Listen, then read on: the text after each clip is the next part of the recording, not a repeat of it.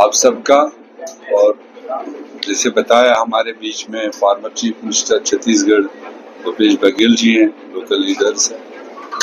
आपने देखा आज हमारे प्रदेश अध्यक्ष जी ने पूरे झारखंड से जो हमारे प्रखंड अध्यक्ष हैं और हर ब्लॉक से जो हमारे पीसीसी के लिए डेलीगेट्स होते हैं वो सारे मौजूद थे, और जो झारखंड प्रदेश की तरफ से ऑल इंडिया कांग्रेस कमेटी के डेलीगेट होते हैं वो सारे मौजूद थे। उसमें तकरीबन सारी रैंक एंड फाइल इंक्लूसिव फिर उसमें आती है। तो पिछले 1-1.5 महीने से जैसे हमारे अध्यक्ष की नियुक्ति हुई थी हाईकमांड की तरफ से, और उस दिन से लगातार ये जनसंपर्क में पूरे झारखंड के बीच में थे और हम लगातार मॉनिटर भी कर रहे थे।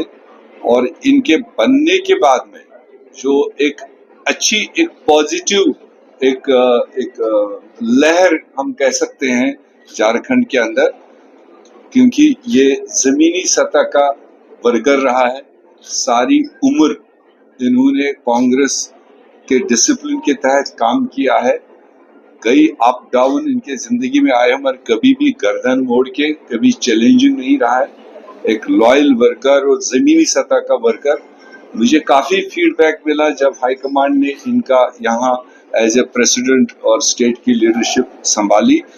बहुत पॉजिटिव फीडबैक आया कि कांग्रेस ने एक बहुत अच्छा कदम उठाया और एक जमीनी सतह के वर्कर को, एक जायज वर्कर को इतने बड़े ओहदे पर दिया है। उसका अप्रिशिएट किया है लोगों ने। आपके पास भी वो इनपुट होगा और फिर मेहनती भी है।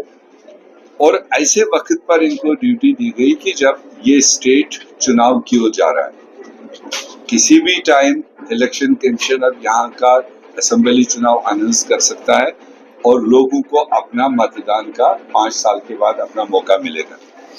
हम जहां तक देख रहे हैं कि लोगों का मूड, झारखंड के जनता का मूड, वो फिर एक बार हमारी कोalition के लिए दिख रहा है, इसलिए कि इस सरकार ने जनता के लिए काम किया। ये हवाई और अखबारी और मतलब मीडिया तक ही काम करने वाली सरकार नहीं, जमीनी सतह पर काम किया। जो हमने 2019 का मैनिफेस्टो जो हमने दिया था, कॉमन मिनिमम प्रोग्राम दिया था, उससे भी एक्स्ट्रा कुछ स्टेप हमारी सरकार ने लिए हैं।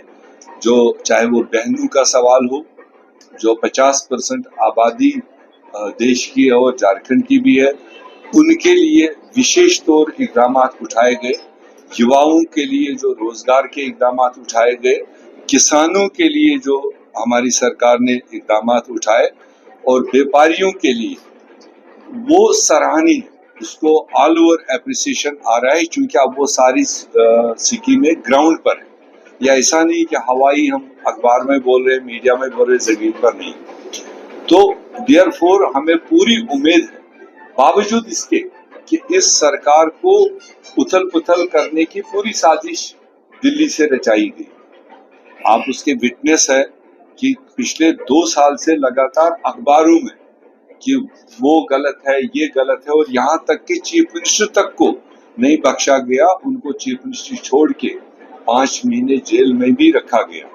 मगर कहीं न कहीं जुडिशरी अभी थोड़ी ट्रांसपेरेंट है। 5 महीने के बाद जब उनको बेल मिली, तो उस बेल ऑर्डर में ही उन इल्जाम देने वालों को छितरे उड़ा दिए कि जब कोर्ट ने खुद ही कहा तो 5 महीने किस बात के लिए बंद रखा है, कि जिस चीज के लिए आपने इनको चालान किया उसका कोई विटनेस ही नहीं है, कोई भी सॉलिड विटनेस नहीं है।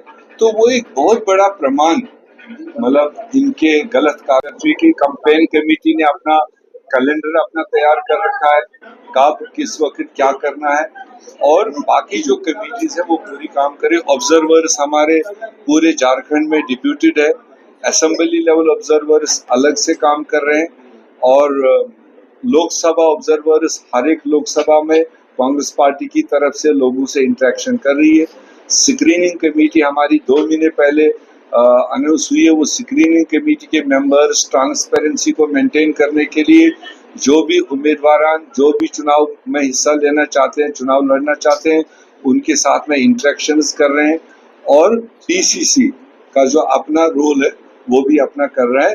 तो ये इन टोटलिटी में हम ये देख रहे हैं कि बेहतरीन तरीके से स्टेप बाय स्टेप हम आने वाले चुनाव की ओर जा रहे हैं और उम्मीद ये है कि झारखंड में पहले से ज्यादा नंबर्स के साथ हमारी कोलिशन सरकार फिर से कायम। वीर साहब, आप कह रहे थे कि 30 से 40 सीटों पर चुनाव लड़ेंगे, क्या गठबंधन के तहत बातचीत?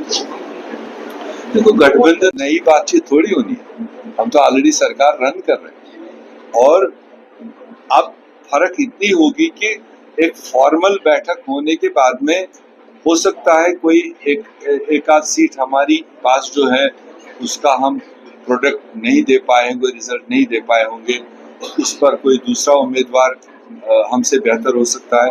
जो हम पीछे नहीं लड़े, ऐसे भी कोई 7-8 सीटें हैं कि जहां हमारा दूसरा कुलीग परफॉर्म नहीं कर पाया या प्रोडक्ट नहीं उनके पास में, हमारे पास प्रोडक्ट है। उस तरह की चीजों का जब हमारी आपसी बैठक होगी वो वहां पर चर्चा होगा, मगर बाय एंड लार्ज कोलिशन हमारी है, गठबंधन हमारा है, इंडिया अलायंस भी है और यहाँ पर जो पार्टियां ऑलरेडी गठबंधन में है वो तो रहेंगी। मेरे ख्याल से डेथ बेड तो कहीं पर भी यूज नहीं हुआ, वो अपनी थ्योरी वो खुद बना रहे हैं। खरगे जी ने कल जब उनको स्ट्रोक हुआ, गिर पड़े थे, तो उसके बाद जब वो कॉन्शियस हुए तो उन्होंने लोगों को विश्वास दिया, उनको कहा कि जब तक हम भाजपा के नाकस पालसियों को देश से भगाएंगे नहीं तब तक मेरे को कुछ नहीं होगा, इस बात का विश्वास रखो।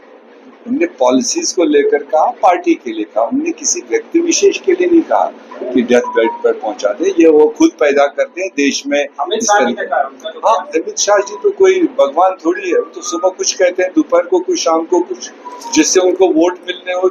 जितना झूठ, अभी तो मैं चाह रहा था भूपेश बघेल जी बोलेंगे जम्मू कश्मीर में चुनाव लड़ने के लिए, यहाँ तो आपको देशभक्ति दिखा रहे हैं, जम्मू कश्मीर में किन किन लोगों को आज छोड़ करके और चुनाव में उतार, कभी सवाल किया आपने झारखंड में?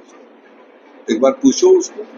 यहाँ देशभक्ति बता रहे हो, यहाँ कहते हो हमसे बड़ा देशभक्त कोई नहीं, बाकी सारे वही है।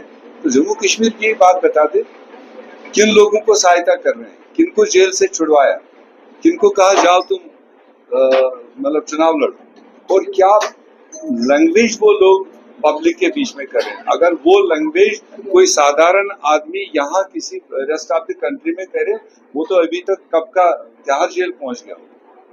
तो सहानुभूति क्यों है, ये सवाल उसको पूछना चाहिए। ये समय भी हम लोग आए थे और 2019 में भी और अभी भी आना हुआ है, और इन 5 वर्षों में हमारी गठबंधन की सरकार ने बहुत अच्छा परफॉर्मेंस किया, किसानों के लिए, मजदूरों के लिए, महिलाओं के लिए, युवाओं के लिए, छात्र छात्राओं के लिए, स्वास्थ्य क्षेत्र में, सब क्षेत्र में।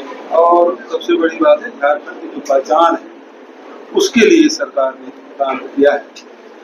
और जहाँ तक की बात है, भारतीय जनता पार्टी ने अपनी सारी एजेंसियां लगाई और उसके बाद भी छत्तीसगढ़ के झारखंड के जो विधायक हैं वो टूटे नहीं, दबे नहीं, और झारखंड की जनता है वो सरकार के साथ खड़ी है।